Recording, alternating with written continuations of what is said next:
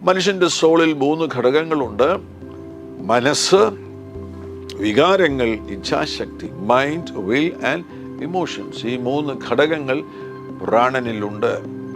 ഈ പ്രാണനില്ലാതെ നമുക്ക് ഈ ഭൂമിയിൽ നിലനിൽപ്പില്ല. നമ്മുടെ എല്ലാം പ്രാണനാണ്. പ്രാണൻ ഈ ശരീരത്തിന് വളരെ ആവശ്യമാകുന്നു. ഈ ശരീരം സജീവമായി പ്രവർത്തിക്കണമെന്നുണ്ടെങ്കിൽ പ്രാണന്റെ സഹായം ആവശ്യമാണ്. ഈ പ്രാണൻ മുഖാന്തരമായിട്ട് നമുക്ക് ബന്ധങ്ങൾ ലഭിക്കും. പ്രാണനിൽ നിന്നാകുന്നുവല്ലോ സ്നേഹം നമുക്ക് പുറപ്പെടുവിക്കുവാൻ കഴിയുന്നത്. പ്രാണനിൽ വികാരങ്ങളുണ്ട്. പ്രാണനിൽ നിന്ന് നമുക്ക് സന്തോഷത്തെ പുറപ്പെടുവിക്കുവാൻ കഴിയും. പ്രാണനിൽ നിന്ന് നമുക്ക് സ്നേഹത്തെ പുറപ്പെടുവിക്കുവാൻ കഴിയും. അങ്ങനെ നമുക്ക് ബന്ധങ്ങൾ ലഭിക്കുന്നു. അങ്ങനെ വരുമ്പോൾ ഗോഡ്ലി സോൾ ടൈസ് ദൈവത്തിൻ്റെ പദ്ധതിയാകുന്നു. ദൈവം തന്നെയാണ് അത് ആരംഭിച്ചത്. ദൈവം മനുഷ്യനെ സൃഷ്ടിച്ചതിന് ശേഷം മനുഷ്യനുമായി ദൈവത്തിന് ഒരടുത്ത ബന്ധമുണ്ടായിരുന്നു. തോട്ടത്തിൽ ആദാമും ദൈവവും തമ്മിൽ ഒരടുത്ത ബന്ധമുണ്ടായിരുന്നു. അതൊരു ഗോഡ്ലി സോൾ ടൈ ആണ്.